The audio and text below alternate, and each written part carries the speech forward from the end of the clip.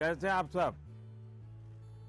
उम्मीद है परीक्षा की तैयारी अच्छी चल रही होगी। ये परीक्षा पे चर्चा का पहला वर्चुअल एडिशन है। अब जानते हैं हम पिछले 1 साल से कोरोना के बीच जी रहे हैं और उसके कारण हर किसी को नया नया इनोवेशन करना पड़ रहा है।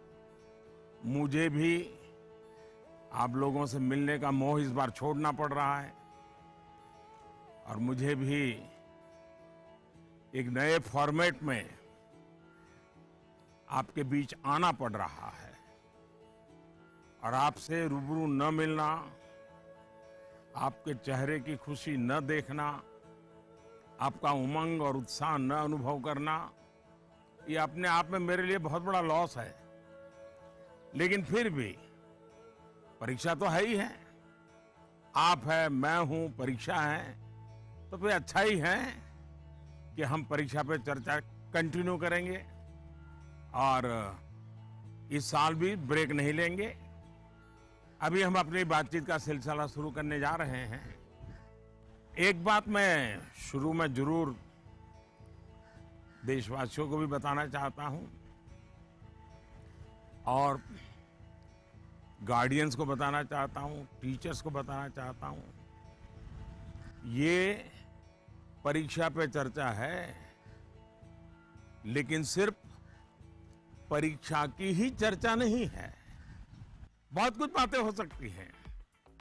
एक हल्का फुल्का माहौल बनाना है, एक नया आत्मविश्वास पैदा करना है और जैसे अपने घर में बैठ के बातें करते हैं, अपनों के बीच बात करते हैं, यार दोस्तों के साथ बात करते हैं, आइए हम भी ऐसे ही बात करेंगे आज।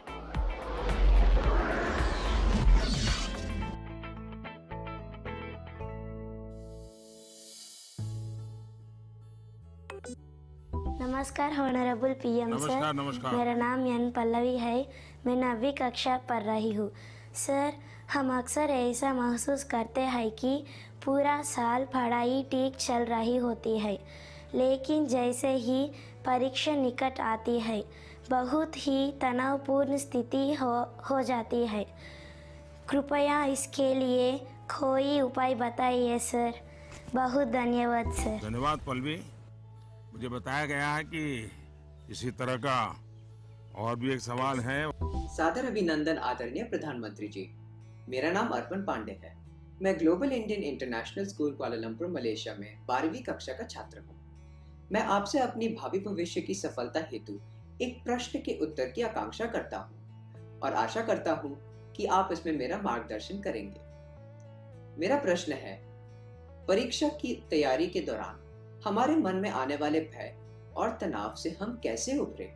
कि क्या होगा अगर अच्छे अंक और अच्छा कॉलेज मिलेगा या नहीं? धन्यवाद। पल्लवी, अर्पण, देखिए आप जब ये फियर की, डर की बात करते हैं तो मुझे भी डर लग जाता है। अरे ऐसी कौन सी बात है जिसके लिए डरना चाहिए? क्या पहली बार एग्जाम देने जा रहे हो क्या पहले कभी एग्जाम दी नहीं? क्या आपको मालूम नहीं था कि मार्च महीने, अप्रैल महीने में एग्जाम आती है? सब पता है, पहले से पता है, साल भर पहले से पता है। अचानक तो नहीं आया है। और जो अचानक नहीं आया है, कोई आसमान नहीं टूट पड़ा है। इसका मतलब हुआ कि आपको डर एग्जाम का नहीं है, आपको डर किसी और का है। और वो क्या है? आपके आसपास एक माहौल बना दिया गया है कि यही एग्जाम सब कुछ है, यही जिंदगी है।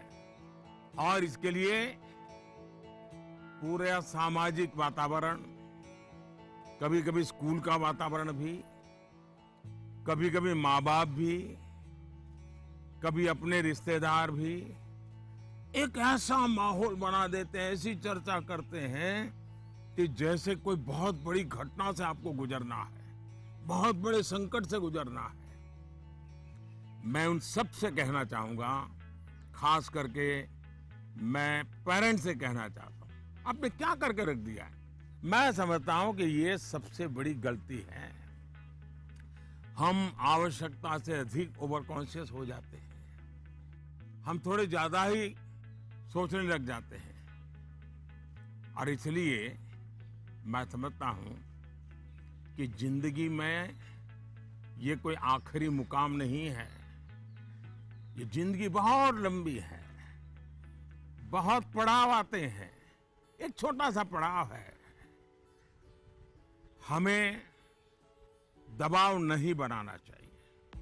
चाहे टीचर हो, स्टूडेंट हो, परिवारजन हो, यार दोस्त हो। अगर बाहर का दबाव कम हो गया, खत्म हो गया, तो एग्जाम का दबाव कभी महसूस नहीं होगा। कॉन्फिडेंस फलेगा, फूलेगा, प्रेशर रिलीज हो जाएगा, डिक्रीज हो जाएगा और बच्चों को घर में सहज तनाव मुक्त जीना चाहिए। छोटी मोटी हल्की फुल्की बातें जो रोज करते थे वैसी करनी चाहिए। देखिए दोस्तों, पहले क्या होता था? पहले माँ बाप बच्चों के साथ ज्यादा इन्वॉल्व रहते थे और सहज भी रहते थे और कई विषयों पर इन्वॉल्व रहते थे। आज जो भी इन्वॉल्व रहते हैं वो ज्यादातर कैरियर, एग्जाम, पढ़ाई, किताब, सिलेबस, मैं उसको सिर्फ इन्वॉल्वमेंट नहीं मानता हूं। और इससे इन्हें अपने बच्चों के असली सामर्थ्य का पता नहीं होता है। अगर माँ बाप ज्यादा इन्वॉल्व है तो बच्चों की रुचि, प्रकृति, प्रवृत्ति इस सबको अच्छी तरह समझते हैं और जो कमियां हैं उन कमियों को समझ करके उसको भरने की कोशिश करते हैं और उसके कारण बालक का कॉन्फिडेंस लेवल बढ़ता है। उसकी स्ट्रेंथ माँ बाप को पता है, उसकी वीकनेसेस माँ बाप को पता है और उसके कारण माँ बाप समझते हैं कि ऐसे समय वीकनेसेस को बाजू में करो, स्ट्रेंथ को जितना बल दे सकते हो दो। लेकिन आज कुछ माँ बाप इतने व्यस्त हैं कि उन्हें बच्चों के साथ रियल सेंस में इन्वॉल्व होने का समय ही नहीं मिलता। इसका परिणाम क्या होता है? आज बच्चे के सामर्थ्य का पता लगाने के लिए पेरेंट्स को एग्जाम के रिजल्ट का शीट देखना पड़ता है और इसलिए बच्चों का आकलन भी बच्चों के रिजल्ट तक ही सीमित हो गया है। मार्क्स के परे भी बच्चे में कई ऐसी चीजें होती हैं जिन्हें पेरेंट्स मार्क ही नहीं कर पाते हैं। साथियों, हमारे यहाँ एग्जाम के लिए एक शब्द है कसौटी। मतलब खुद को कसना है। ऐसा नहीं है एग्जाम आखिरी मौका है, बल्कि एग्जाम तो एक प्रकार से एक लंबी जिंदगी जीने के लिए अपने आप को कसने का उत्तम अवसर है, एक अपॉर्चुनिटी है। समस्या तब होती है जब हम एग्जाम को ही जैसे जीवन के सपनों का अंत मान लेते हैं, जीवन मरण का प्रश्न बना देते हैं। दरअसल एग्जाम जीवन को गढ़ने का एक अवसर है, एक अपॉर्चुनिटी है, एक मौका है। उसे उसी रूप में लेना चाहिए। एक्चुअली हमें अपने आप को कसौटी पर कसने के मौके खोजते ही रहना चाहिए ताकि हम और बेहतर कर सकें। हमें भागना नहीं चाहिए। आइए दोस्तों, अगले सवाल की तरफ बढ़ते हैं। माननीय प्रधानमंत्री जी नमस्कार। मेरा नाम पुण्य सुनिया है। मैं कक्षा 11वीं की छात्र हूँ। मेरे विद्यालय का नाम विवेकानंद केंद्र विद्यालय निर्जुली, डिस्ट्रिक्ट पापुमपारे, स्टेट अरुणाचल प्रदेश है। माननीय प्रधानमंत्री जी, कुछ सब्जेक्ट्स और कुछ चैप्टर्स है जिनको लेकर मैं सहज नहीं हूँ, उनसे पीछा चुराने में लगी रहती हूँ। मैं चाहे कितनी भी कोशिश क्यों ना करूँ, मैं उन्हें पढ़ नहीं पाती हूँ। शायद ये इसलिए होता है क्योंकि मुझे उनसे डर लगता है। सर, इस स्थिति को कैसे दूर किया जा सकता है? धन्यवाद सर। चलिए, आंध्र से हम मलेशिया, मलेशिया से अब अरुणाचल पहुंच गए। और मुझे बताया गया है कि इसी प्रकार का कोई और एक सवाल भी है। माननीय प्रधानमंत्री जी नमस्कार।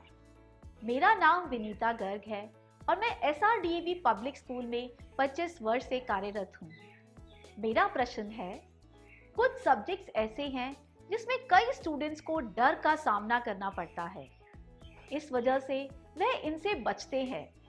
इसके बारे में इतिहास या गणित जैसे विषयों के शिक्षक अच्छी तरह से समझ सकते हैं। टीचर के तौर पर इस स्थिति को और बेहतर बनाने के लिए हम क्या कर सकते हैं? ये कुछ अलग प्रकार का ही विषय मेरे सामने आया। मैं कोशिश करूंगा कि स्टूडेंट्स के मन को छू सकूं और टीचर्स की बात पर गौर के साथ कुछ समाधान बता सकूं। आप दोनों ने किसी खास सब्जेक्ट या चैप्टर से डर की बात कही है। आप लोग अकेले नहीं हैं जिनको इस स्थिति का सामना करना पड़ता हो। हकीकत तो यह है कि दुनिया में एक भी इंसान ऐसा नहीं मिलेगा जिसके ऊपर यह बात लागू न होती हो।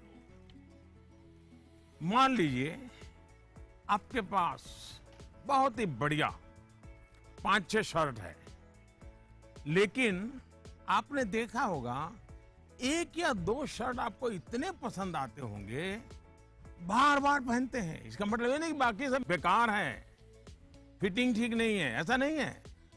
उन 2 इतने अच्छे लगते हैं कि आप उसको बार बार पहनते हैं।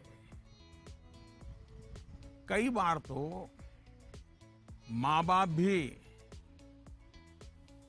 इन चीजों के लिए गुस्सा करते हैं कि कितनी बार इसको पहनोगे, अभी 2 दिन पहले तो पहना था।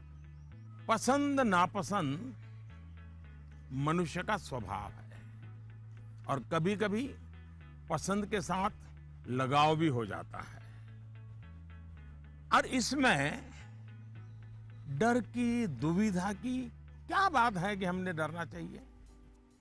दरअसल होता क्या है, जब आपको कुछ चीजें ज्यादा अच्छी लगने लगती हैं तो उनके साथ आप बहुत कंफर्ट हो जाते हैं, बहुत कंफर्टेबल लगता है, सहज हो जाते हैं। लेकिन जिन चीजों के साथ आप सहज नहीं होते, उनके तनाव में आपकी 80% एनर्जी आप उसी में लगा देते हैं। और इसलिए स्टूडेंट से मैं यही कहूंगा कि आपको अपनी एनर्जी को इक्वली डिस्ट्रीब्यूट करना चाहिए। सभी विषयों में बराबर बराबर। आपके पास पढ़ाई के लिए 2 घंटे हैं तो उन घंटों में हर सब्जेक्ट को समान भाव से पढ़िए। अपने समय को इक्वल डिस्ट्रीब्यूट करिए।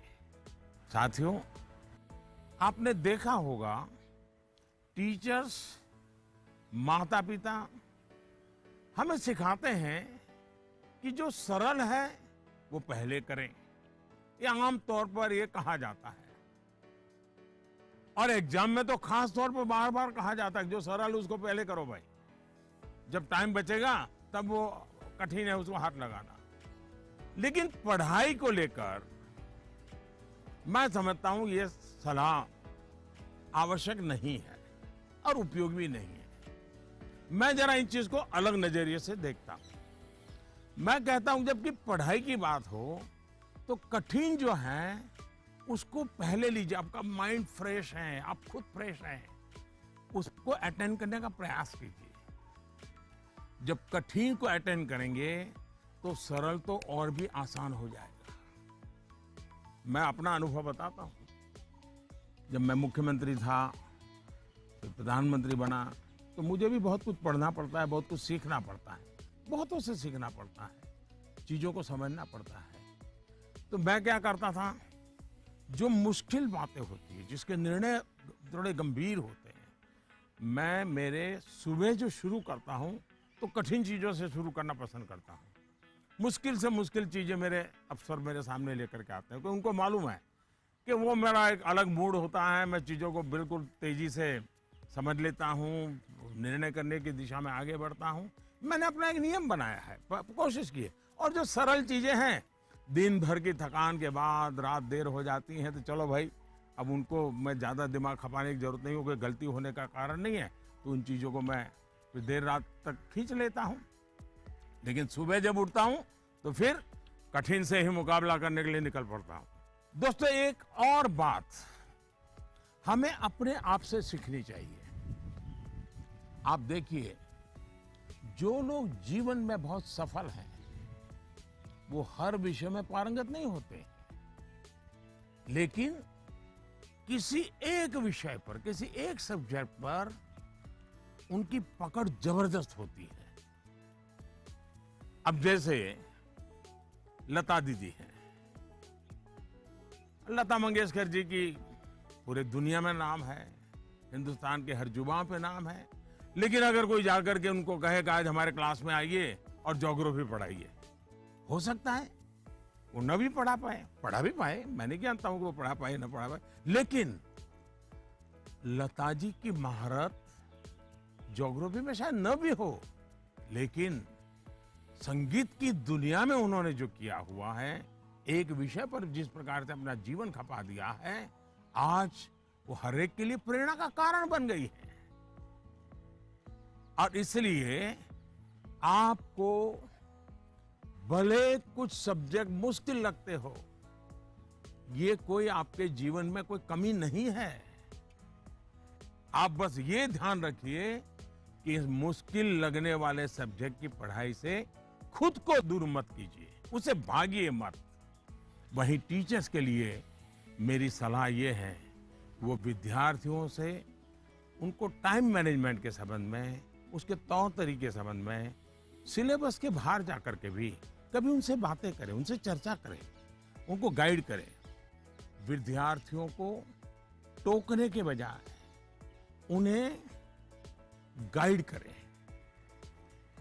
टोकना, रोकना, उसका प्रभाव मन पे और ज्यादा नेगेटिव फैलता है। प्रोत्साहित करने से वो कॉन्सेंट्रेटेड ताकत के रूप में कन्वर्ट हो जाता है। कुछ बातें क्लास में सार्वजनिक तौर पर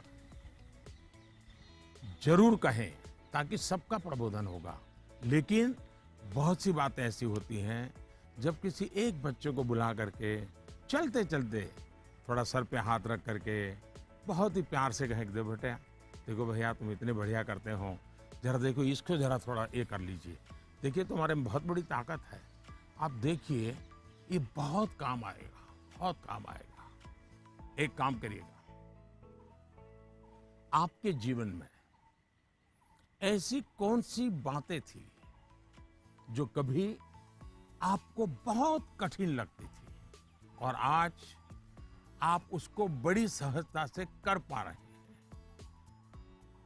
ऐसे कुछ कामों की लिस्ट बनाइएगा। जैसे साइकिल चलाना कभी आपको कठिन लगा होगा, लेकिन अब वही काम आप बहुत सरलता से करते लेते होंगे। कभी तैरने की बात आई होगी, बहुत डर लगा होगा, उतरने से भी डर लगा होगा, लेकिन आप अच्छे तरह आज तैरना सीख गए होंगे। मतलब जो कठिन था उसको आपने कन्वर्ट कर दिया। आपके जीवन में ऐसी सैकड़ों चीजें होगी, अगर आप ये याद करके जरा किसी कागज पर लिख लेंगे तो कभी आपको किसी को भी, मुझसे भी कठिन वाला सवाल पूछना ही नहीं पड़ेगा, क्योंकि कभी कोई चीज आपको कठिन लगेगी ही नहीं। मुझ पे भरोसा कीजिए दोस्तों, एक बार करके देखिए। Honorable Prime Minister Ji, Vanakkam. I am Neelanand, studying 12th standard in Vivekananda Kendra Vidyalaya Metric Higher Secondary School, Kanyakumari. Dear sir, during this pandemic situation, after the online classes, we all get more free time than usual. I would like to know how can we make the best use of our free time. My thanks to our Honorable Prime Minister for giving this opportunity. वणक्कम। Mummy papa को पता चलेगा ना कि आप परीक्षा के समय में खाली समय की बात कर रहे हैं, तो फिर देखिए क्या क्या होता है। खैर, मुझे ये सवाल बहुत अच्छा लगा कि आप एग्जाम के समय भी खाली समय पर ध्यान दे रहे हैं, खाली समय पे चर्चा कर रहे हैं। देखिए दोस्तों, खाली समय, इसको खाली मत समझिए, ये खजाना है, खजाना।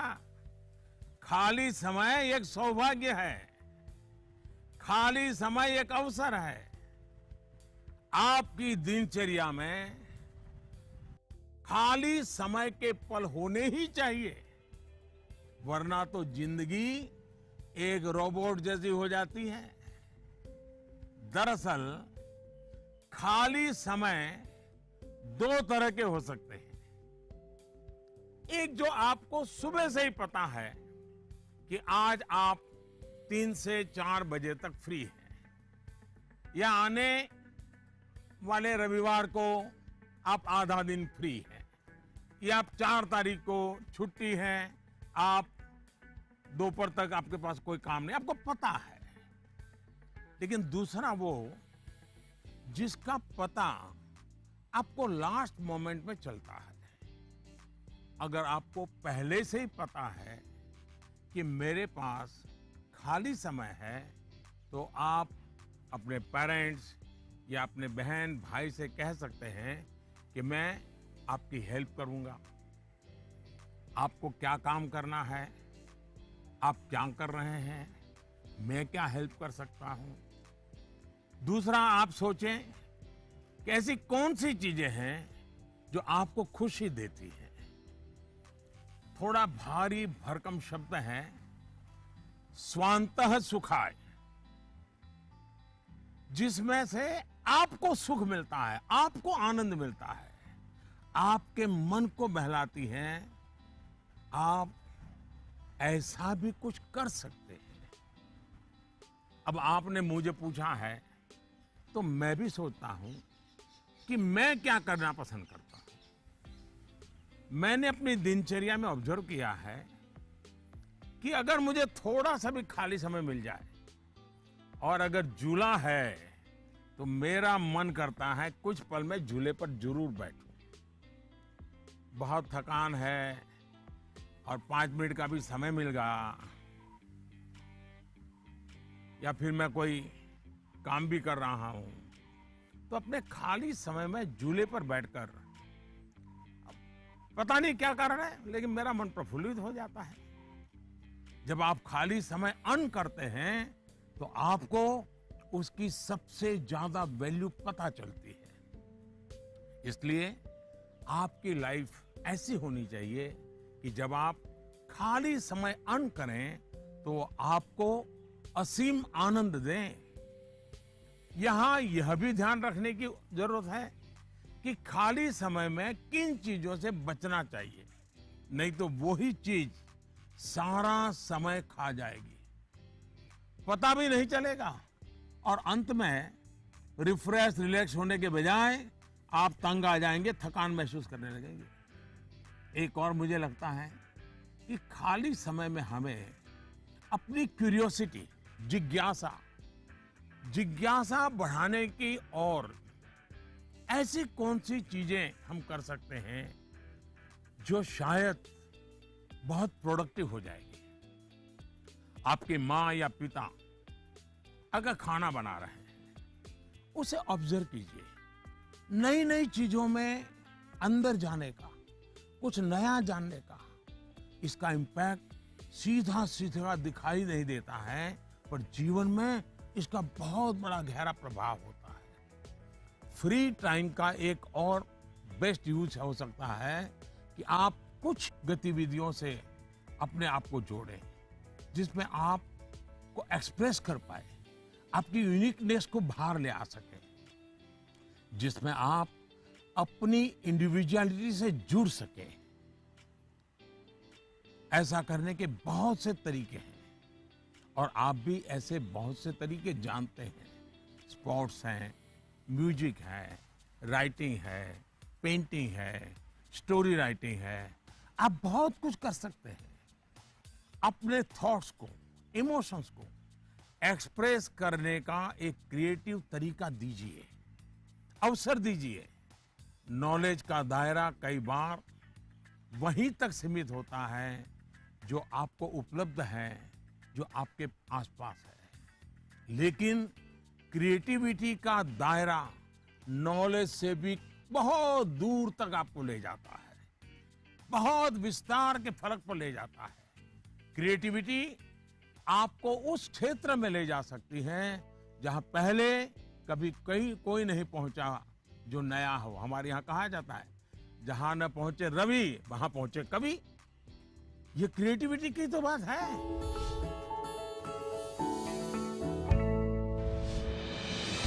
With the world's largest COVID vaccination drive, India is leading the way. As the vaccine reaches every corner of the nation, do not forget the mantra, Dawai bhi, Kadai bhi. Let's continue our fight against COVID-19. Vaccination along with social distancing, sanitization and masks. Mask up, India! Put your mask on and cover your nose and be safe. Mask up, India.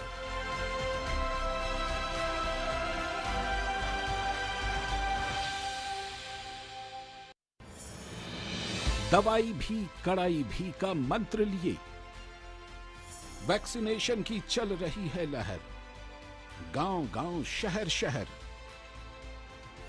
लेकिन जब इतना किया है सब्र, तो थोड़े और समय रखें कोरोना पर कड़ी नजर।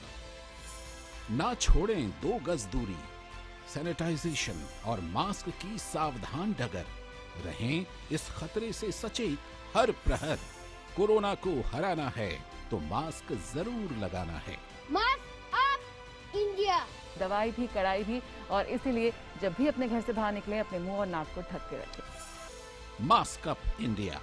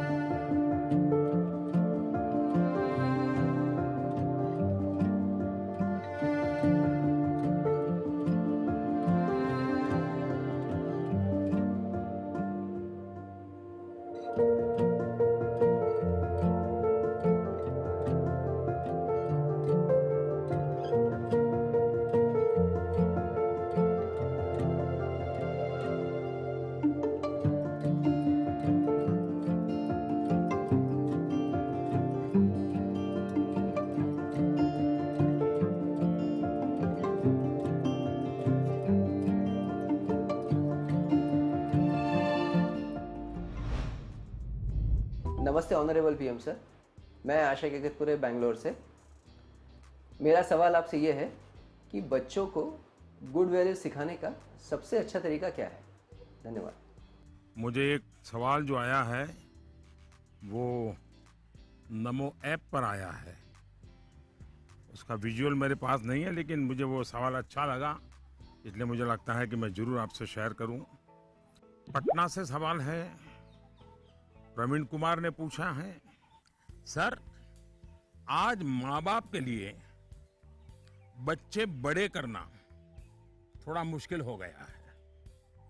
कारण है आज का जमाना और आज के बच्चे। ऐसे में हम कैसे ये सुनिश्चित करें कि हमारे बच्चों का व्यवहार, आदतें और चरित्र अच्छा हो। प्रवीण कुमार एक जागरूक पिता के रूप में शायद मुझे पूछ रहे हैं। बड़ा कठिन सवाल है मेरे लिए। मैं कहूंगा कि पहले तो आप स्वयं चिंतन करें, आत्मचिंतन करें। क्या ऐसा तो नहीं है कि जीवन जीने का जो तरीका आपने चुना है, आप चाहते हैं वैसे ही जिंदगी आपके बच्चे भी जिए और थोड़ा सा भी उनमें बदलाव आता है तो आपको लगता है कि पतन हो रहा है, वैल्यूज का ह्रास हो रहा है। मुझे बराबर याद है, एक बार मैं स्टार्टअप से जुड़े हुए नौजवानों से मैंने एक समारोह किया। तो बंगाल की एक बेटी जिसने स्टार्टअप शुरू किया है अपनी पूरी कैरियर छोड़ करके, तो उसने अपना अनुभव बताया, वो मुझे हमेशा याद रहता है। उस बेटी ने कहा कि मैंने अपनी नौकरी छोड़ दी, कैरियर छोड़ दी और स्टार्टअप शुरू किया, और मेरी माँ को जब पता चला तो मेरी माँ ने तुरंत कहा सर्वनाश। यानी इतना माँ को झटका लगा, लेकिन बाद में वो बेटी स्टार्टअप में बहुत सफल रही थी। आपको सोचना चाहिए कि आप अपने भाव विश्व में अपने बच्चों को जकड़ने का प्रयास तो नहीं कर रहे हैं, और इसलिए आपका परिवार, आपकी परंपराएं, उसमें मूलभूत मूल्यों को कैसे जोड़ दें, हमें आइडेंटिफाई करना चाहिए। जैसे हमारे यहां कहा जाता है जन सेवा ही प्रभु सेवा है, ये हमारे शास्त्रों में मूल्य के रूप में है। लेकिन आपके घर में पूजा पाठ तो बहुत होती है, दुनिया को दिखता है कि आप बहुत धार्मिक हैं, रिचुअल से भरा जीवन है, लेकिन आप जनसेवा में कहीं नजर नहीं आते हैं। अब जब आपकी संतान यह विरोधाभास देखती हैं तो उसके मन में कॉन्फ्लिक्ट शुरू हो जाता है, सवाल खड़े हो जाते हैं, और सवाल उठना स्वाभाविक में है। उसी प्रकार से भी हमारे मूल्य हैं कि जीव मात्र से परमात्मा का वास है। उसी प्रकार से हम सबकी मान्यता है और हमें यह सिखाया गया है, हमारे जीवन मूल्य के रूप में प्रस्थापित हो चुका है, और हमारी सोच है कि जीव मात्र में परमात्मा का वास है। लेकिन आपके घर में जो काम करने आते हैं, झाड़ू पोछा लगाने आते हैं, लिफ्ट चलाने वाला होता है, आपको स्कूल में छोड़ने वाला ऑटो रिक्शा ड्राइवर है, क्या कभी आपने उनसे उनके सुख दुख की चिंता और चर्चा की है?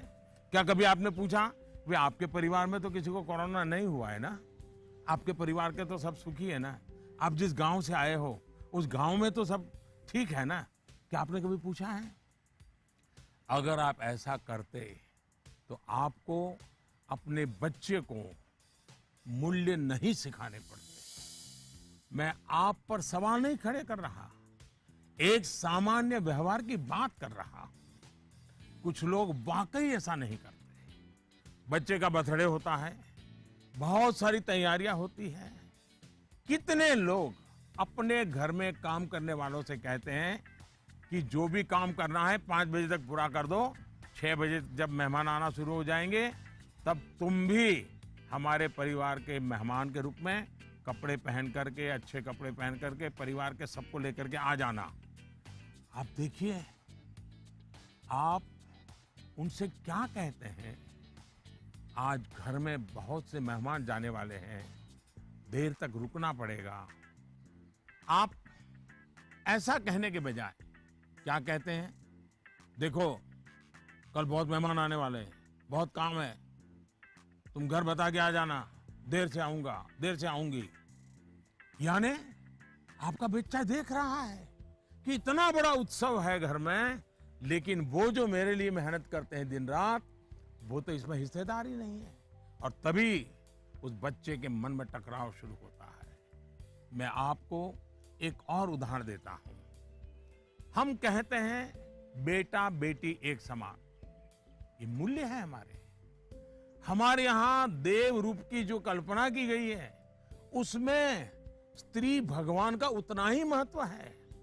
लेकिन हमारे घर के वातावरण में बेटे और बेटी के बीच जाने अनजाने में जो ट्रीटमेंट किया जाता है उसमें असमानता होती है।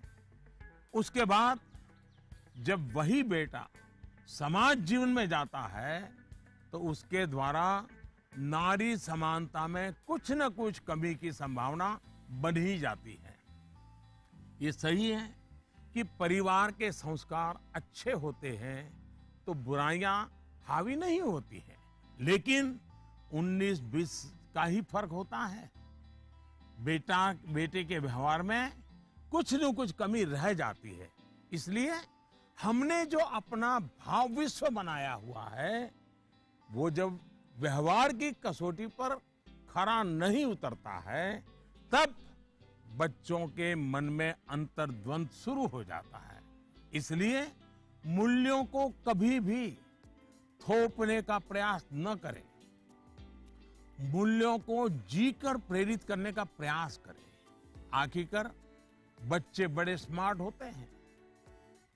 जो आप कहेंगे उसे वो करेंगे या नहीं करेंगे ये कहना मुश्किल है, लेकिन इस बात की पूरी संभावना होती है कि जो आप कर रहे हैं वो उसे बहुत बारीकी से देखता है और दोहराने के लिए लालायित हो जाता है। और जब आप इन मूल्यों के साथ हमारे इतिहास, हमारे पुराण, हमारे पुरखों की छोटी छोटी बातों को सहजता से जोड़ेंगे तो बच्चे भी प्रेरित होंगे। आचार व्यवहार में उतरना आसान हो जाएगा।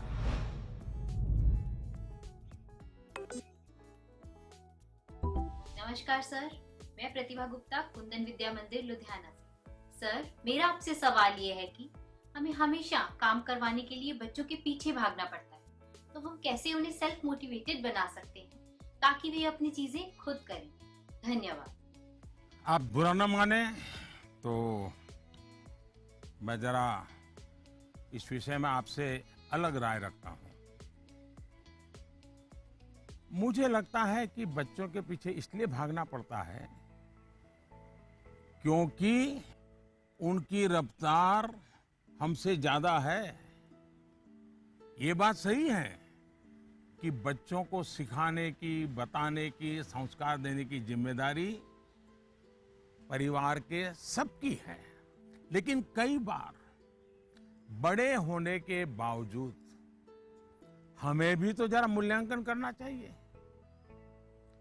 हम एक सांचा तैयार कर देते हैं और बच्चे को उसमें ढालने की कोशिश करते रहते हैं और समस्या यहीं से शुरू होती है।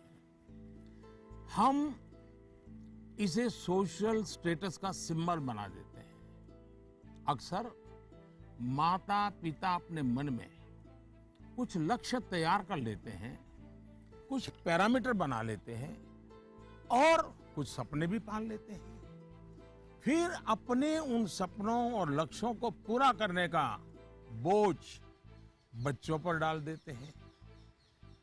हम अपने लक्ष्यों के लिए बच्चों को जाने अनजाने में, माफ करना मुझे, मेरा शब्द कहीं कठोर लगेगा, जाने अनजाने में हम बच्चों को इंस्ट्रूमेंट मानने लगते हैं और जब बच्चों को उस दिशा में खींचने में विफल हो जाते हैं तो ये कहने लगते हैं कि बच्चों में मोटिवेशन और इंस्पिरेशन की कमी है।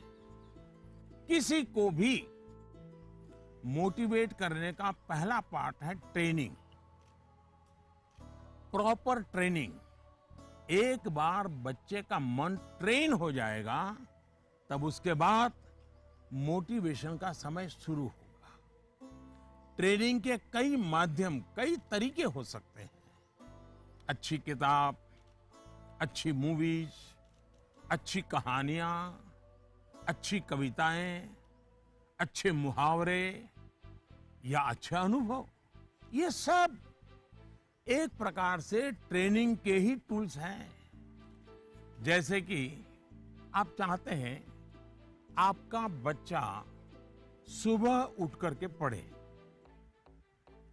आप उसे कहते हैं, बोलते भी हैं, डांटते भी हैं, लेकिन आपको सफलता नहीं मिलती। लेकिन क्या आपके घर में कभी ऐसी किताबों की चर्चा होती है जिसमें इनडायरेक्टली सुबह उठने के फायदों की चर्चा हो? हमारे यहाँ आध्यात्मिक जीवन के लोग ब्रह्म मुहूर्त से ही उनका दिवस प्रारंभ हो जाता है और वो उसी के नॉर्म्स का पालन करते हैं। तो दूसरी ओर आजकल 5 AM क्लब की भी चर्चा होती है। क्या आपने ऐसी किसी किताब की घर में चर्चा की है या कोई ऐसी मूवी या डॉक्यूमेंट्री देखी है जिसमें इस बारे में वैज्ञानिक तरीके से, तर्कबद्ध तरीके से, इमोशंस के साथ बातें बताई गई हो? ये एक बार करके देखिए। सुबह उठने के लिए बच्चे की ट्रेनिंग खुद ही हो जाएगी। एक बार मन ट्रेन हो गया, मन में बच्चा समझ गया कि सुबह उठने का क्या फायदा है, तो फिर वो खुद मोटिवेट होने लगेगा। यही तो एनवायरनमेंट क्रिएशन होता है जिसकी घर में सबसे ज्यादा जरूरत है। आप बच्चे के बचपन का वो समय याद करिए जब आप उसको गोद में लेते थे। मान लीजिए आपकी जेब में पेन है या आपने चश्मा पहना है, बच्चा उसे खींचता है, चश्मा उतारता है, तो आप क्या करते हैं? आप बच्चे को अगर चश्मा वापस लेने की कोशिश करते हैं तो वो रोता है, पेन वापस लेने की कोशिश करते हैं तो रोता है। तो समझदार माँ बाप क्या करते हैं? उसको एक बड़ा बॉल उसके सामने खड़ा कर देते हैं, लेकर के खड़े हो जाते हैं। बच्चा क्या करता है? चश्मे छोड़ देता है, पेन छोड़ता है, बड़ा बॉल खेलने के लिए ले लेता है, न रोता है। आसानी से आप सॉल्यूशन निकाल देते हैं। आप उसका माइंड डाइवर्ट करके उसे ज्यादा पसंद की दूसरी पॉजिटिविटी देकर उसे मोटिवेट करते थे। ये जो काम आपने पहले किया है जब बच्चा बिल्कुल छोटा था, वही काम आप अब भी कर सकते हैं। आपने सुना होगा, एक दीप से जले दूसरा। आपका बच्चा पर प्रकाशित नहीं होना चाहिए। आपका बच्चा स्वयं प्रकाशित होना चाहिए। बच्चों के अंदर जो प्रकाश आप देखना चाहते हैं, वो प्रकाश उनके भीतर से प्रकाशमान होना चाहिए और वो आपके जागरूक सक्रिय प्रयासों से संभव है। आप अपने एक्शंस में जो बदलाव दिखाएंगे वो बच्चे बहुत बारीकी से ऑब्जर्व करेंगे। यहां एक और बात की ओर मैं आपका ध्यान दिलाऊंगा। बच्चों को कभी भी भय पैदा करके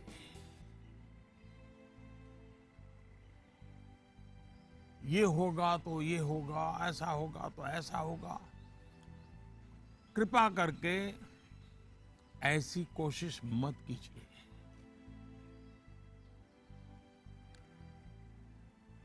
एक प्रकार से वो तरीका लगता तो बहुत आसान है, लेकिन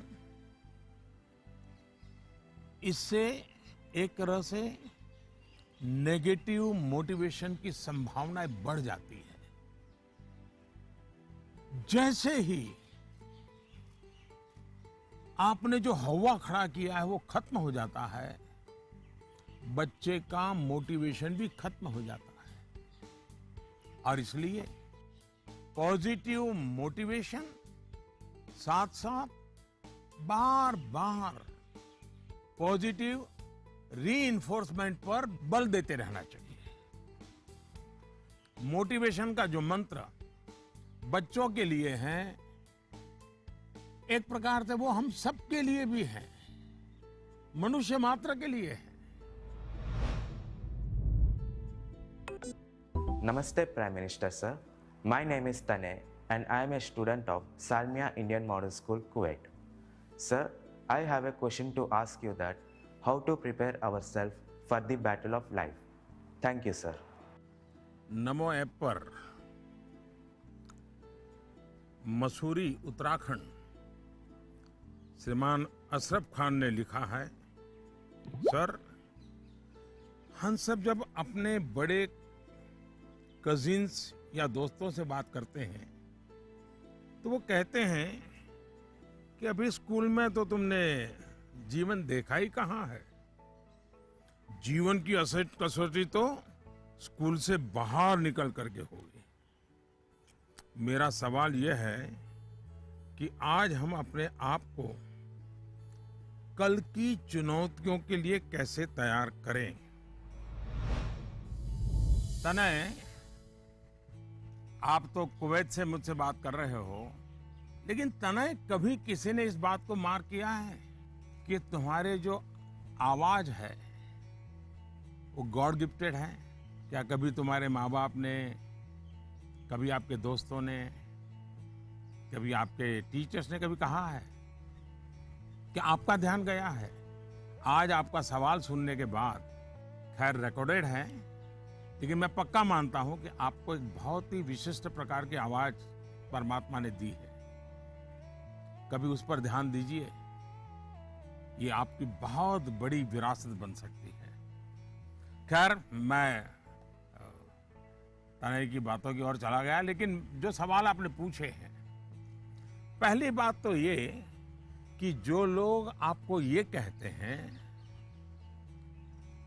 उनके कहने का तरीका भले ऐसा होता है कि वो आपको सलाह दे रहे हैं, लेकिन मन के भीतर की सच्चाई को देखें तो वो अपने आप को हीरो बनाने की कोशिश कर रहा होता है, या फिर वो अपनी असफलताओं को इसलिए बड़ा बनाकर दिखाता है ताकि उसे एक एस्केप रूट मिल सके, और इसलिए वो दिखाता है कि उसके सामने बहुत बड़ी बड़ी चुनौतियां हैं। इस विषय में मेरा सीधा सीधा मंत्र है, एक कान से सुनिए और दूसरे कान से निकाल दीजिए। हाँ, ये सवाल बहुत स्वाभाविक है कि 10वीं या 12वीं के बाद क्या? ये हर बच्चे के मन में होता है, और न मैं इससे इनकार कर सकता हूं और न कोई और उससे इनकार कर सकता है। बहुतों के लिए ये सवाल चिंता और निराशा फैलाने वाला हो सकता है। दुर्भाग्य से आज के चकाचौंध भरे युग में सेलिब्रिटी के कल्चर के कारण और उसका प्रभाव होने के कारण स्टूडेंट लाइफ में एक धारणा बन गई है कि जो टीवी पर आता है, जिसकी अखबारों में चर्चा होती है, वैसा कुछ बनना है, वैसा कुछ करना है। ये बुरी बात नहीं है, लेकिन जीवन की सच्चाई से ये बहुत दूर है। ये जो प्रचार माध्यमों में 1000-2000 लोग हमारे सामने आते हैं, दुनिया इतनी छोटी नहीं है। इतनी बड़ी विश्व व्यवस्था, इतना लंबा मानव इतिहास, इतनी तेजी से हो रहे परिवर्तन बहुत सारे अवसर लेकर के आते हैं। जीवन की सच्चाई ये है कि जितने लोग हैं उतनी विभिन्नताएं हैं, जितने लोग हैं उतने अवसर भी है। हमें अपनी जिज्ञासा का दायरा बहुत बड़ा करने की आवश्यकता है, उसको विस्तार देने की आवश्यकता है, और इसलिए आवश्यक है कि 10वीं क्लास में, 12वीं क्लास में भी आप अपने आसपास के जीवन को ऑब्जर्व करना सीखिए। आपके आसपास इतने सारे प्रोफेशन है, नेचर ऑफ जॉब्स है, और बदलते हुए नेचर ऑफ जॉब्स हैं। खुद को ट्रेन करिए, अपनी स्किल बढ़ाइए और उसका लाभ उठाइए। करियर के चुनाव में एक पक्ष ये भी है कि बहुत से लोग जीवन में इजी रूट की तलाश में रहते हैं। बहुत जल्दी वाहवाही मिल जाए, आर्थिक रूप से बड़ा स्टेटस बन जाए, ये इच्छा ही जीवन में कभी कभी, हर बार नहीं लेकिन कभी कभी अंधकार की शुरुआत भी करने का कारण बन जाती है। फिर ये अवस्था ऐसी होती है जिसमें सपने पालना और देखना जरा अच्छा लगता है। सपनों में खोए रहना अच्छा लगता है। सपने देखना अच्छी बात है, लेकिन सपने को लेकर के बैठे रहना और सपनों के लिए सोते रहना, ये तो सही नहीं है। सपनों से आगे बढ़कर अपने सपनों को पाने का संकल्प, ये बहुत महत्वपूर्ण है। आपको सोचना चाहिए कि आपका वो कौन सा एक सपना है जिसे आप अपने जीवन का संकल्प बनाना चाहेंगे। जैसे ही आप ये संकल्प ले लेंगे, आपको आगे का रास्ता भी उतना ही साफ दिखाई देने लगेगा। माननीय प्रधानमंत्री जी प्रणाम। माफ करिएगा, मेरा सवाल परीक्षा पे आधारित नहीं है, पर कृपया करके आप इस पे हंसिएगा नहीं। आजकल के बच्चे प्रॉपर खाना नहीं खाना चाहते, सारा टाइम चिप्स, चॉकलेट और जंक पे उनका ध्यान रहता है। आप कृपया करके हमें ये बताइए कि हमें इसके बारे में क्या करना चाहिए। इसी प्रकार के कुछ और सवाल भी मेरे साथ हैं, और ये नरेंद्र मोदी ऐप पर छत्तीसगढ़ रायपुर से सुनीता पॉल जी ने लिखा है, सर हमारे बच्चों को हम जो टिफिन में देते हैं वे उस चीज को खाते नहीं और हमेशा फास्ट फूड खाने की जिद करते हैं। कृपया इस मुद्दे पर हमारा मार्गदर्शन करें। मैं समझ नहीं पा रहा हूं कि मैं ये सारे सवाल सुनकर के मुस्कुराऊं या जोरों से हंस पड़ूं। अगर इस मुद्दे पर हम मनोवैज्ञानिक तरीके से आगे बढ़े तो शायद इसका समाधान आसान हो जाएगा। हमारी जो ट्रेडिशनल खाने की चीजें हैं, मनोवैज्ञानिक रूप से उनके प्रति हम सहज रूप से गौरव का भाव पैदा करें। उसकी जो विशेषता है उसकी बात करें। खाना पकाने की हमारी जो प्रक्रिया है, किचन की जो एक्टिविटी है, वो घर के बाकी सदस्यों को पता होनी चाहिए कि कितनी मेहनत करने के बाद खाना पकता है। बच्चों के सामने भी ये सारी बातें चर्चा में लानी चाहिए। कैसे खाना पकता है, कितनी देर लगती है, कितने इंग्रेडिएंट्स होते हैं, उन्हें महसूस होगा कि आखिर कितनी मेहनत का काम होता है, और तब जाकर के मेरी थाली भरती है। दूसरा, आज के जमाने में खाने पीने की बहुत सारी वेबसाइट है, हेल्दी फूड की भी कोई कमी नहीं है। क्या हम इनसे भी जानकारियां जुटाकर ऐसी चीजों को लेकर कोई गेम डेवलप कर सकते हैं जो हम हफ्ते में एक बार खेल सकें? जैसे गाजर है, कैरेट, उसके इंपॉर्टेंस पर हम बोलें, उसके क्या फायदे होते हैं, क्या लाभ होते हैं, क्या न्यूट्रिएंट्स होते हैं, ऐसा करके देखें। दूसरा, हम सबके घर में जो फैमिली डॉक्टर हैं, वो डॉक्टर एक प्रकार से मित्र होते हैं। जब कभी उनका घर आना हो तो उनकी बातें पूरा परिवार सुने कि किस प्रकार के खाने का क्या महत्व है, न्यूट्रिएंट्स कहाँ से मिलते हैं, क्या खाना चाहिए, वो बता सकते हैं कि आपके घर में क्या प्रॉब्लम हेरिडिटरी है और उनसे बचने के लिए क्या खाना आवश्यक है। इससे भी बच्चों को फायदा होगा। तीसरा, आप टीचर से रिक्वेस्ट कर सकते हैं कि आप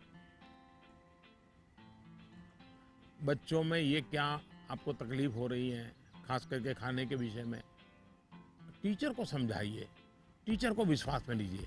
अब देखिए, टीचर बड़ी कुशलता से कथा कहते कहते, बात करते करते, हंसी मजाक में उसके दिमाग में भर देगा कि ये क्यों करना चाहिए। और टीचर के कहने का बच्चों पर अलग ही असर होता है। हमें भी कुछ कुछ नए एक्सपेरिमेंट करते रहना चाहिए। मैंने काफी ऐसे उदाहरण देखे हैं जहां परिवार में ट्रेडिशनल खाना ही बच्चों को मॉडर्न रंग रूप में बनाकर दिया जाता है, तो उससे बच्चों में भी उसको लेकर एक स्वाभाविक आकर्षण पैदा होता है। खैर, ये मेरे सिलेबस के बाहर का विषय है, लेकिन हो सकता है शायद मेरी कुछ बातें काम आ जाए आपको।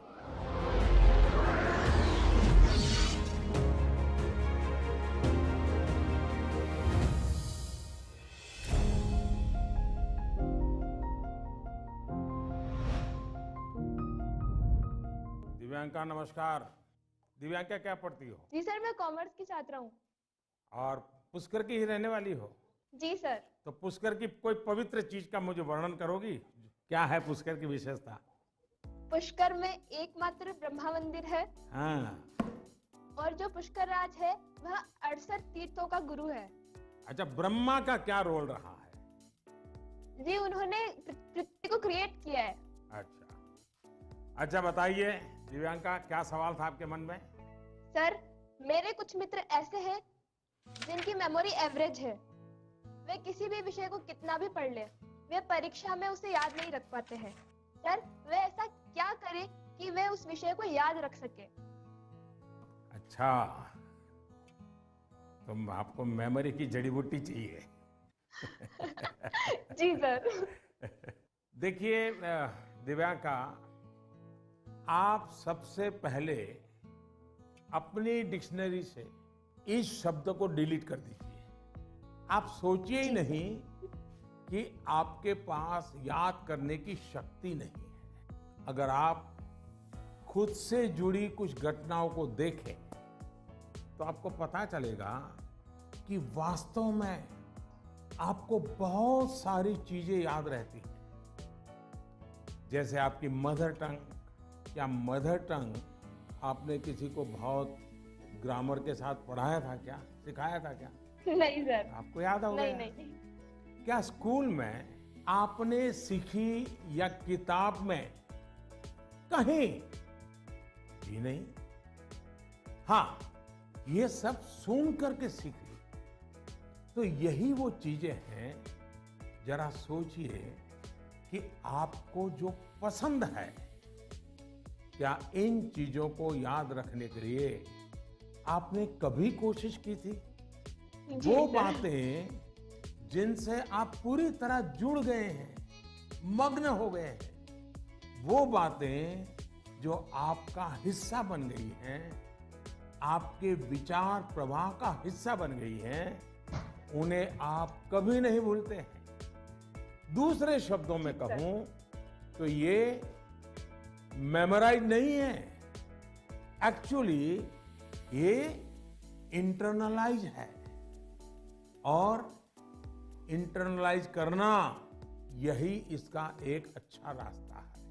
और इसलिए आपको याद करने पर जोर देने के बजाय आपको उसे जीने की कोशिश करनी चाहिए, सहजता, सरलता, समग्रता के साथ आपके पास भी वही सारी शक्तियां हैं जो किसी बहुत टैलेंटेड व्यक्ति के पास होती है। सोचिए, अपने भाई या बहन के साथ अगर आपका झगड़ा हुआ हो तो वो आपको एकदम याद रहता है, आप उसे भूलते नहीं है। यहाँ तक कि आपको यह भी याद रहता होगा कि उस समय आपके भाई बहन ने कौन से कपड़े पहने थे, आप खड़े खड़े लड़ रहे थे कि दौड़ते हुए लड़ रहे थे, सब याद होगा, एक एक वाक्य याद होगा। जी सर। यानी इसका एक मतलब यह है कि आप उसमें फुली इन्वॉल्व थे, आप उस क्षण को पूरी तरह जी रहे थे। साफ है कि चीजें याद रहे, प्रॉपरली रिकॉल कर सके, उसके लिए आप जिस क्षण में हैं उस क्षण में ही रहना और उसमें पूरी तरह से इन्वॉल्व रहना बहुत जरूरी है। यानी हम पढ़ाई कर रहे हैं, किताब हाथ में है और मन है खेल के मैदान में, सहेलियों के साथ, दोस्तों के साथ, फिर तो मामला गड़बड़ हो जाता है। आगे जाकर आप में से कोई विद्यार्थी अगर साइकोलॉजी पढ़ेगा तो उसमें मेमोरी बाय एसोसिएशन का कंसेप्ट विस्तार से समझाया जाएगा। आप याद कीजिए कि स्कूलों में सुबह असेंबली में राष्ट्रगान होता है। अब जन गण मन हर कोई गाता है, लेकिन क्या कभी आपने जनगण मन गाते समय आपने उस राष्ट्रगान के साथ देश में ट्रैवल किया क्या? आप उसके साथ जो शब्द आते हैं उन शब्दों के साथ अपने आप को विजुअलाइज कर पाए कि नहीं कर पाए? पंजाब को, गुजरात को, महाराष्ट्र को, बंगाल को मन ही मन राष्ट्रगान गाते समय ट्रैवल किया क्या? आपको एकदम से याद होना शुरू हो जाएगा। मन ही विजुअलाइज करेंगे तो आपको अच्छे से याद रह जाएगा। इसका तो एक फायदा और होगा, आप इस देश के साथ भी एकाकार होते चले जाएंगे। यानी इन्वॉल्व, इंटरनलाइज, एसोसिएट और विजुअलाइज। मेमोरी को शार्प करने के लिए इस फॉर्मूले पर आप चल सकते हैं। मैं आपको एक और उदाहरण देता हूं। आपके पास नोटबुक्स होती हैं, अलग अलग विषयों की किताबें होती हैं। आप जब भी घर से निकले ये तय करके निकले कि बैग में इतने नंबर पर इस विषय की नोटबुक होगी और इतने नंबर पर इस विषय की किताब होगी। चौथे नंबर पे हो सकती है, तीसरी पर हो सकती। और आपने अगर 3 नंबर पर हिस्ट्री की किताब रखी है, 5 नंबर पर भूगोल की किताब रखी है, तो जब भी आप हिस्ट्री की किताब निकालने जाएं तो बिल्कुल आंख बंद करके 3 नंबर की किताब निकालते हैं आप। देखिएगा आपका कॉन्फिडेंस लेवल कितना बढ़ जाएगा। चलिए, मुझे अच्छा लगा, आपसे बात करने का मौका मिला और मैं राजस्थान के लोगों को भी और पुष्कर की पवित्र धरती को भी आज यहाँ से नमन करता हूँ। बहुत बहुत धन्यवाद।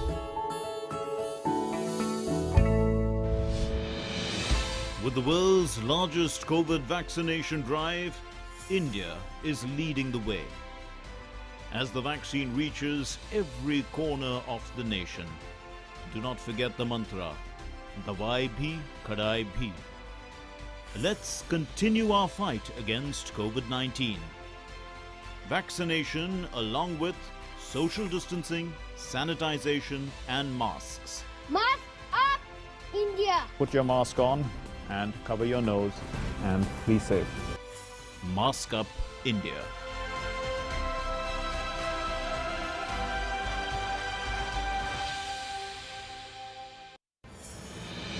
दवाई भी कड़ाई भी का मंत्र लिए वैक्सीनेशन की चल रही है लहर, गांव-गांव, शहर-शहर।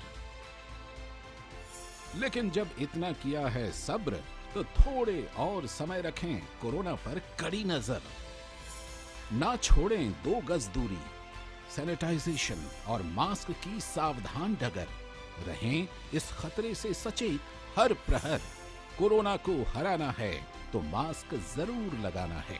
Mask up India. दवाई भी कड़ाई भी, और इसीलिए जब भी अपने घर से बाहर निकले अपने मुंह और नाक को ढक के रखें। Mask up India.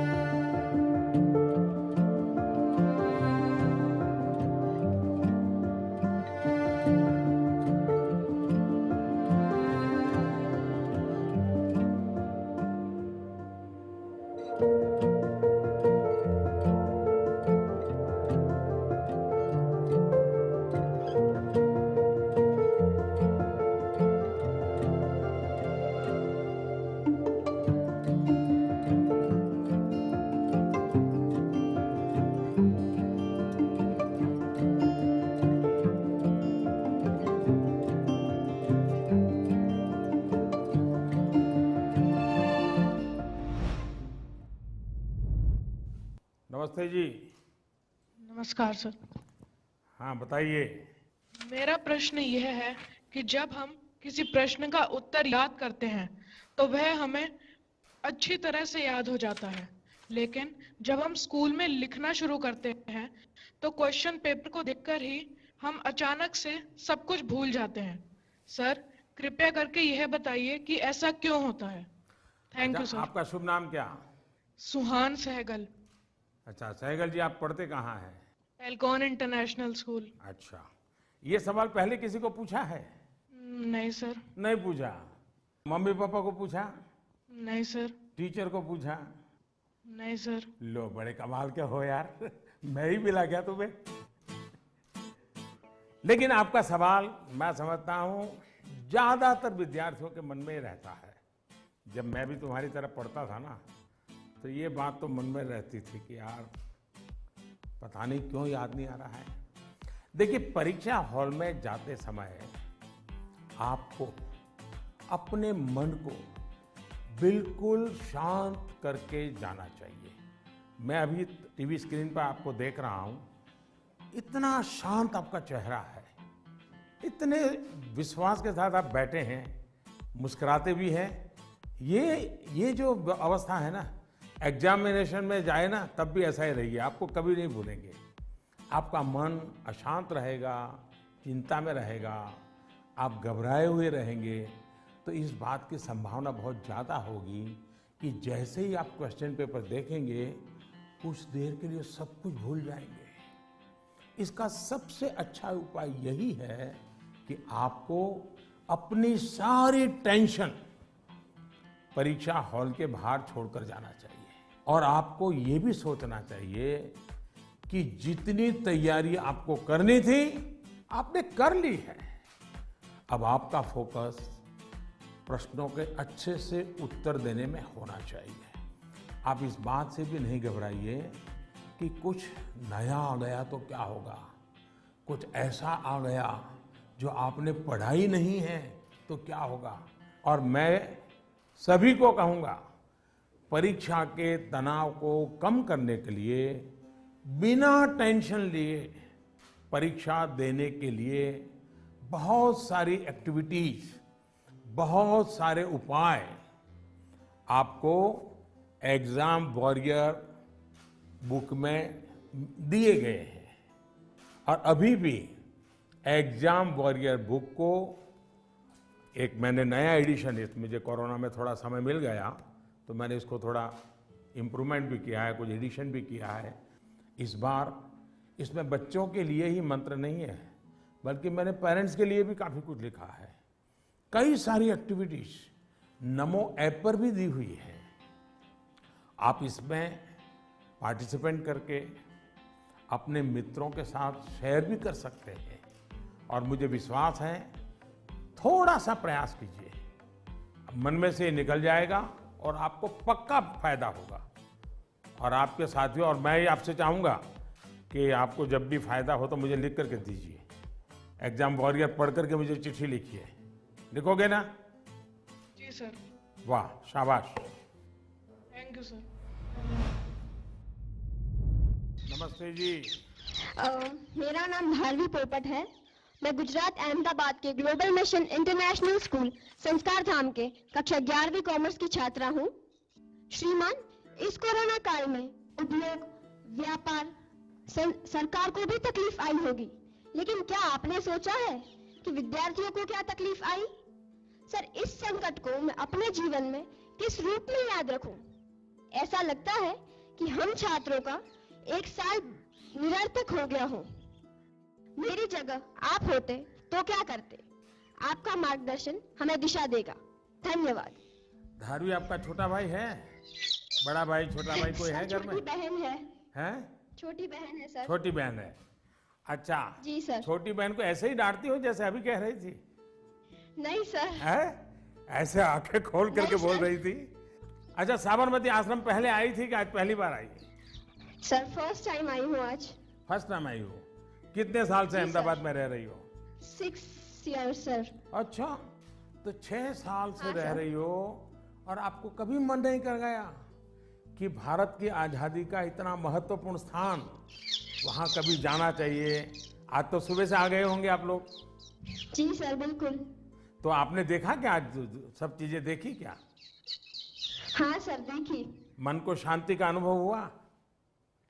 हाँ सर, बहुत शांति का अनुभव हुआ। देखिए, जा करके अपने संस्कार धाम के दोस्तों को भी कहो कि साबरमती आश्रम जाना चाहिए, और अपने परिवार और मित्रों के भी कहो कि साबरमती आश्रम जाना चाहिए और वहाँ की शांति का अनुभव करना चाहिए। कुछ पल मौन वहाँ बैठना चाहिए। करोगे? हाँ सर। अच्छा, अब आप चलिए, आपके सवाल पर आता हूँ। मैं तो एकदम से धारवी को उपदेश ही देने लग गया था। देखिए, आपकी बात बिल्कुल सही है। जहां तक कोरोना का प्रश्न है, मैं तो इसे इस रूप में देखता हूं कि जो गलती आपने नहीं की, उसका खामियाजा आपको उठाना पड़ा। ये आपके लिए जीवन की एक सीख है कि कई बार जीवन में बहुत कुछ अचानक घटता है, अकल्पनीय घटता है, और इन घटनाओं पर आपका कोई नियंत्रण नहीं होता है।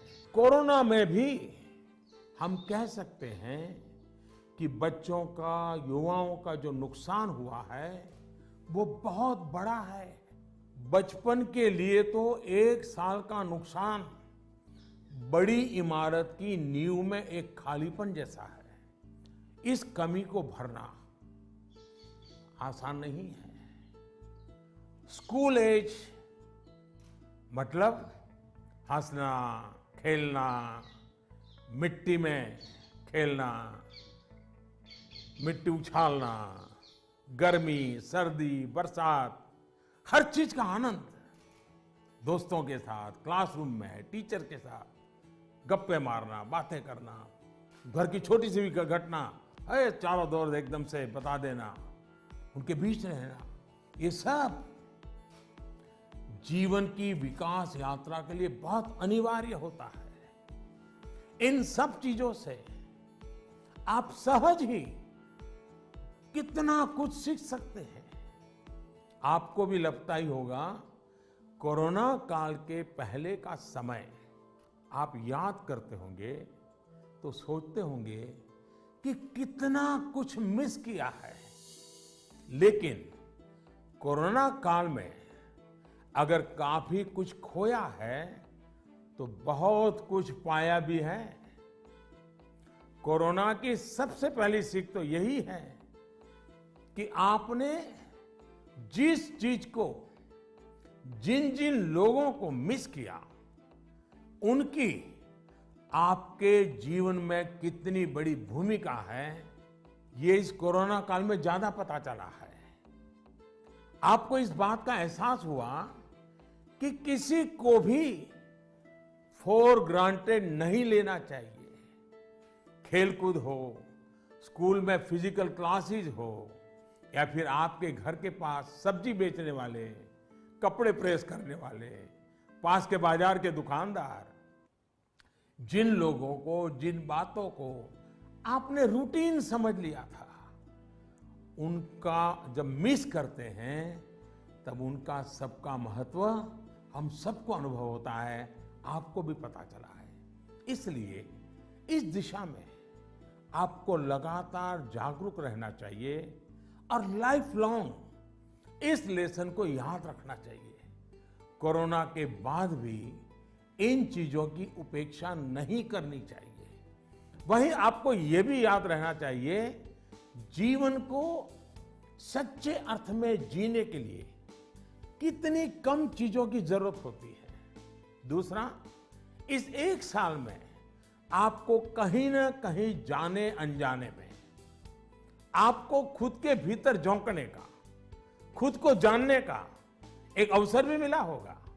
कोरोना काल में एक और बात ये भी हुई है कि हमने अपने परिवार में एक दूसरे को ज्यादा नजदीकी से समझा है। कोरोना ने सोशल डिस्टेंसिंग के लिए मजबूर किया, लेकिन परिवारों में इमोशनल बॉन्डिंग को भी इसने मजबूत किया है। कोरोना काल ने ये भी दिखाया है कि एक संयुक्त परिवार की ताकत क्या होती है, घर के बच्चों के जीवन निर्माण में उनका कितना रोल होता है। मैं चाहूंगा कि सोशल साइंस के लोग, हमारी यूनिवर्सिटीज इस पर रिसर्च करें, कोरोना काल के फैमिली लाइफ पर स्टडी करें, कैसे इस संकट से मुकाबला करने में संयुक्त परिवार ने समाज को ताकत दी। इस पहलू को खंगाले। कोरोना आने के बाद ये जो आयुर्वेदिक काढ़ा, पौष्टिक भोजन, साफ सफाई, इम्यूनिटी, ऐसे अनेक महत्वपूर्ण विषयों पर हम सबका ध्यान गया है। इन सब के लिए लोगों ने जो जो किया, वो अगर पहले से करते आ रहे होते तो शायद परेशानी इससे भी कम होती। लेकिन अच्छा है, अब ये बदलाव लोगों ने अपने जीवन में शामिल कर लिया है, और इसलिए मैं यही कहूंगा, ये बहुत बड़ी बात है कि परिवार के बच्चे ऐसे गंभीर पहलुओं पर सोच रहे हैं, बात कर रहे हैं। धन्यवाद बेटा, धन्यवाद। नमस्कार। प्रति माननीय प्रधानमंत्री महोदय, সকলো অসমবাসী ৰাইজৰ ফালৰ পৰা মই অভিনন্দন জ্ঞাপন কৰিলোঁ। माननीय प्रधानमंत्री महोदय, मैं कृष्टि सैकिया केंद्र विद्यालय IIT गुवाहाटी की 10वीं कक्षा की छात्रा हूँ और समस्त असमवासियों की ओर से आपको प्रणाम। सर, नई पीढ़ी की एक बच्चे के तौर पर हम अपने पेरेंट्स और अपने बीच की जनरेशन गैप को हमेशा कम करना चाहते हैं। तो प्राइम मिनिस्टर साहब, हम ये किस प्रकार कर सकते हैं? कृपया अपने मार्गदर्शन दीजिए। क्या नाम बताया बेटा? सर, क्रिस्टी सैकिया। इतनी बढ़िया हिंदी कैसे बोल लेती हो? धन्यवाद सर। चलिए, आपका सवाल तो बहुत अच्छा है। एक विद्यार्थी के रूप में आपने जो सवाल पूछा है, उसके लिए मैं आपकी बहुत सराहना करता हूं। ये बताता है कि आप उस मुद्दे को लेकर कितने संवेदनशील हैं। आप न केवल इस विषय को समझ रहे हैं, बल्कि दो पीढ़ियों के बीच जनरेशन गैप कम हो, इसका भी प्रयास कर रहे हैं। लेकिन मुझे पेरेंट्स से इस विषय पर बात करनी है। एक बात जो पेरेंट्स को डिसाइड करनी है, क्या वो बुढ़ापे की ओर जाना चाहते हैं या फिर अपनी उम्र कम करना चाहते हैं। और आप भी बेटा अपने मम्मी पापा को जरूर ये सवाल पूछना, अगर पेरेंट्स बुढ़ापे की तरफ जाना चाहते हैं तो बेशक अपने बच्चों के साथ डिस्टेंस बना ले, गैप बढ़ाते रहें। अगर आपको नवजीवन की ओर आगे बढ़ना है, अपनी उम्र घटानी है, युवा बने रहना है, तो आप अपने बच्चों के साथ गैप कम कीजिए, क्लोजनेस बढ़ाइए। ये आपके फायदे वाला है। आप याद करिए, जब आपका बच्चा 1 साल की उम्र का था तो आप उसके साथ कैसे बातें करते थे? तब आप उसे हंसाने के लिए कैसी कैसी आवाजें निकालते थे? आप अपने चेहरे के भांति भांति के एक्सप्रेशन बनाकर कैसे उससे बात करते थे? ऐसा करते हुए क्या कभी आपने सोचा कि कोई देखेगा तो क्या कहेगा? कभी आपने सोचा कि लोग आपको ऐसा करते हुए देखेंगे तो ये कहेंगे ये कैसे चेहरे बना रहा है, कैसी आवाज निकाल रहा है? क्या कभी उस समय आपने ये सोचा कि आपके बच्चे के मन में क्या चल रहा होगा? आपको उस समय आनंद आया, इसलिए आपने ये किया। आपने किसी की परवाह नहीं की, यानी आप सब कुछ छोड़कर खुद एक बच्चे बन गए। बच्चे से खेलने के लिए आप खुद खिलौना बन गए और बच्चे के खिलौनों से भी उतना ही चाव से खेले। आप याद करिए, कभी आप घोड़ा बने होंगे, कभी बच्चे को पीठ पर बिठाकर चले होंगे, कभी कंधे पर बिठाकर घर भर घूमे होंगे, कभी 4 पैर करके चले होंगे। बच्चा रोया होगा तो उसे चुप कराने के लिए आप भी झूठ-मूठ कर रोए होंगे। तब आपको कोई फर्क नहीं पड़ता था कि देखने वाला क्या कहेगा, घर के बाकी लोग क्या कहेंगे, समाज क्या कहेगा, दोस्त क्या कहेगा, कुछ नहीं सोचा। क्या कभी सोचा था? आप उसका आनंद लेते हैं और ऐसा बच्चे के 5-6 साल की उम्र तक चलता रहता है। जैसे ही बच्चा थोड़ा बड़ा होता है तो एक लेवल पर मेंटेलिटी ऐसी हो जाती है कि माँ बाप बच्चे को डोमिनेट करना चाहते हैं, बच्चे को हर चीज सिखाना चाहते हैं। अचानक जो दोस्त थे वो दोस्त न रहकर बच्चे के इंस्ट्रक्टर बन जाते हैं और कभी कभी इंस्पेक्टर भी बन जाते हैं।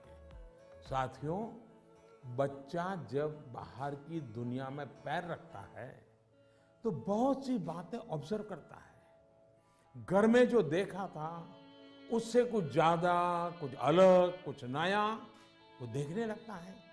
उस समय आपकी ये जागरूक जिम्मेदारी है कि उस नए वातावरण में आपका बच्चा और अधिक फले फूले।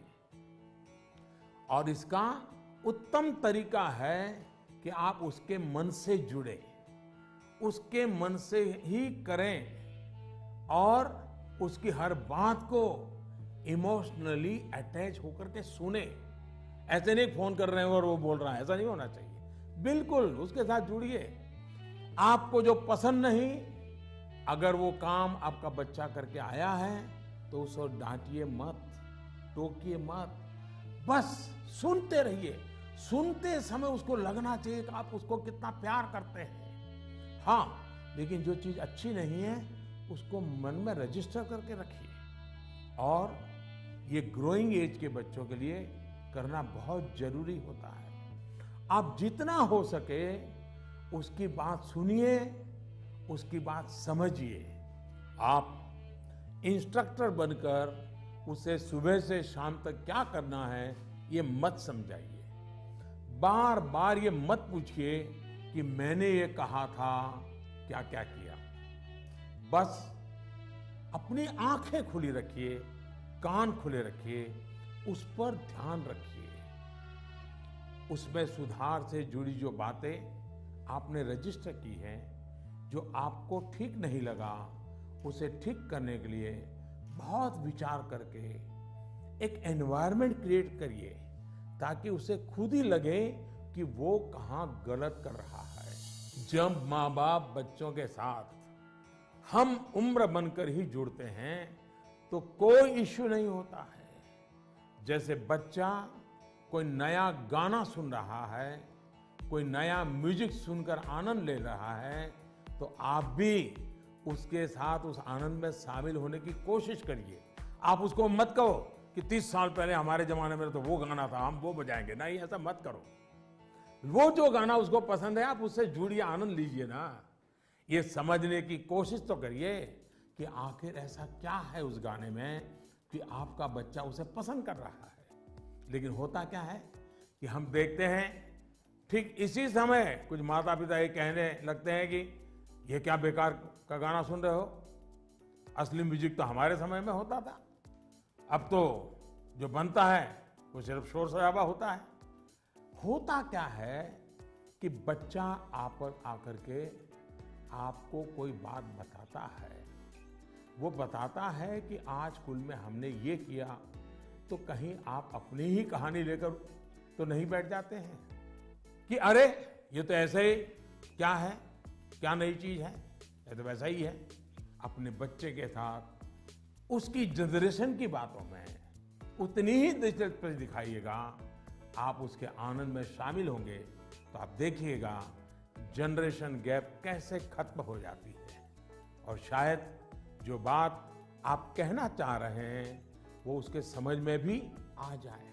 और इसलिए जनरेशन गैप को कम करने के लिए बच्चों और बड़ों को एक दूसरे को समझना होगा, खुले मन से गपशप करनी होगी, खुलकर बातें करनी होगी, समझना होगा, सुनना होगा और फिर आपको बदलने की तैयारी भी रखनी होगी।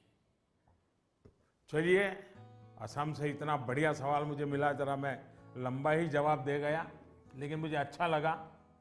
बहुत बहुत धन्यवाद बेटा। धन्यवाद सर। Namaste sir. नमस्ते। I am Shran Roy of class 10. I study in Central Model School, Barakpur, Kolkata. Sir, in the exam season, what scares us more is that what happens after exam. What will happen if our result does not come so good? Is failure in examination is actually the failure in our life too? अरे यार, ऐसा कैसे सोचते हो, हैं? अगर आप exam warrior किताब पढ़ते तो ये सारे सवालों के जवाब आप खुद ही लोगों को दे देते। लेकिन आपका सवाल महत्वपूर्ण है और शायद ऐसे सवाल बार बार उठते भी हैं और बार बार जवाब देने भी होते हैं। एक बार कहने से बात बनने वाली नहीं है। और मैं ये बात पूरे खुले मन से कहना चाहता हूं कि दुर्भाग्य से शिक्षा के क्षेत्र में और पारिवारिक जीवन में सोचने का दायरा इतना सिमट गया है। परीक्षा में आपके जो नंबर आए वो आपकी योग्यता का पैमाना नहीं हो सकते। भारत ही नहीं, दुनिया में आप ऐसे बहुत से सफल लोगों को देखेंगे जो क्लास में नंबरों में भले अच्छे नहीं थे, लेकिन आज वो अपनी फील्ड में सर्वश्रेष्ठ हैं। ये परीक्षा सिर्फ एक पड़ाव है। इस परीक्षा में नंबर कम आने का मतलब ये नहीं होना चाहिए कि आपके जीवन में बहुत बड़ा नुकसान हो गया। हाँ, भविष्य में आपको जिस एक चीज से आपको बचकर रहना चाहिए उसके बारे में मैं आपको जरूर बताऊंगा। एक नई तरह की कुरीति आ रही है समाज में, जिसे हम डेस्टिनेशन फीवर कह सकते हैं। मतलब दूसरे अगर किसी एक डेस्टिनेशन पर हैं तो उन्हें देखकर अपना डायरेक्शन तय करना। आपका कोई रिश्तेदार कहीं जाकर सफल हुआ, आपको लगता है वहां जाकर आप भी सफल हो जाएंगे। कोई असफल हुआ तो आपको लगता है हम भी उसी फील्ड में गए तो असफल हो जाएंगे। हमें लगता है वो स्टूडेंट इस दिशा में गया, इस क्षेत्र में गया, ये बना, उस क्षेत्र में उसने ये नाम कमाया, तो हम भी वही करेंगे, तभी हमारा जीवन सफल होगा। ये सोच सही नहीं है दोस्तों। इसी सोच का परिणाम है कि बहुत से स्टूडेंट्स इतने तनाव में जी रहे हैं। आप जो पढ़ते हैं वो आपके जीवन की सफलता और विफलता का पैमाना सिर्फ यही एकमात्र नहीं हो सकता। आप जो जीवन में करेंगे वो आपकी सफलता और असफलता को तय करेंगे। आप लोगों के प्रेशर, सोसाइटी के प्रेशर, माता पिता के प्रेशर, इन सब से बाहर निकलिए। हमें पोटेंशियल को जानने के लिए मैदान में कूदना ही पड़ता है। मुझे लगता है कि आपको अपना जवाब मिल गया होगा। साथियों, मुझे बहुत अच्छा लगा आप सबसे वर्चुअली मिलने का मुझे मौका मिला। मैं आप सबका बहुत बहुत धन्यवाद करता हूं। वाकई मुझे बहुत आनंद आया। आप सबसे बात करना मेरे लिए भी एक उमंग से कम नहीं होता है, आनंद से कम नहीं होता है। मुझे लगता है कि आप सभी को भी जरूर उसमें से कुछ न कुछ बातें काम आएगी। जरूरी नहीं है कि मैंने जो कहा है उसी पर चलना चाहिए। सोचिए, अपने तरीके से सोचिए। साथियों, आज मैं आपको एक बड़े एग्जाम के लिए तैयार करना चाहता हूं।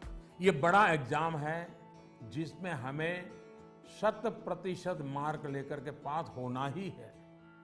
ये है अपने भारत को आत्मनिर्भर बनाना।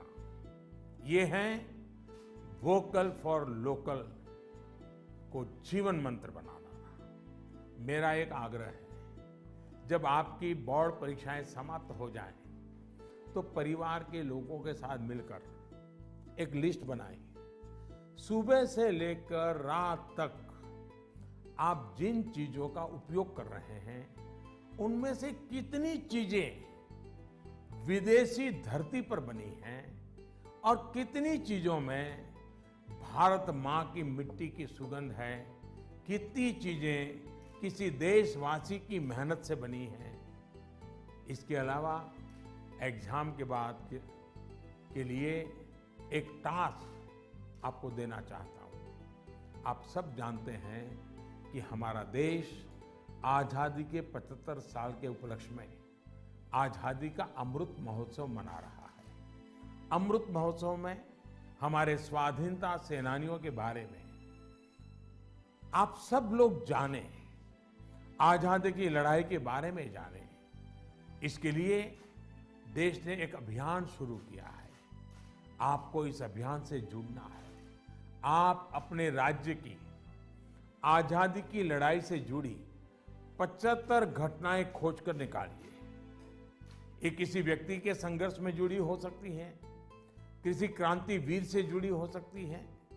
इन घटनाओं को आप अपनी मातृभाषा में विस्तार से लिखिए। इसके अलावा हिंदी, इंग्लिश में लिख सके तो भी अच्छा होगा। आप इसको साल भर का प्रोजेक्ट बनाइए और डिजिटल तरीके से इसे कैसे करें, इसके लिए अपने टीचर से भी गाइडेंस लीजिए। आप अपने टीचर से बात करिए, अपने पेरेंट्स से, दादा दादी से बात करिए। आप क्या कर सकते हैं, इस पर चर्चा करिए। साथियों, गुरुदेव रविंद्रनाथ टैगोर ने लिखा है, मैंने स्वप्न देखा कि जीवन आनंद है। मैं जागा और पाया कि जीवन सेवा है। मैंने सेवा की और पाया कि सेवा में ही आनंद है। आप खुद भी देखिए, जब हमारी इच्छाएं, हमारे लक्ष्य देश की सेवा से जुड़ जाते हैं, तो हम करोड़ों जीवनों से जुड़ जाते हैं। इसलिए बड़े सपने रखने हैं, देश के लिए सोचना है। मुझे पूरा भरोसा है आप ये एग्जाम बहुत अच्छे मार्क्स से पास करेंगे। उसके बाद जीवन में बहुत आगे जाएंगे। इसलिए खूब पढ़िए, खूब खेलिए, खूब मस्ती करिए। रिजल्ट के बाद मुझे अपने संदेश भी जरूर भेजिएगा, मुझे इंतजार रहेगा।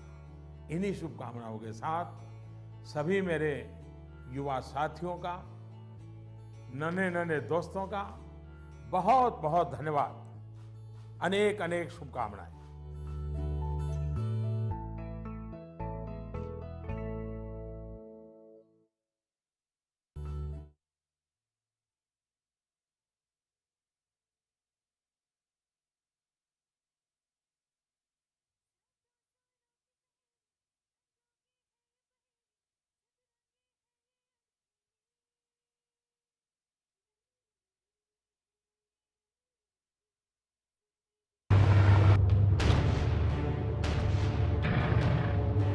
उन्नीस 1971 का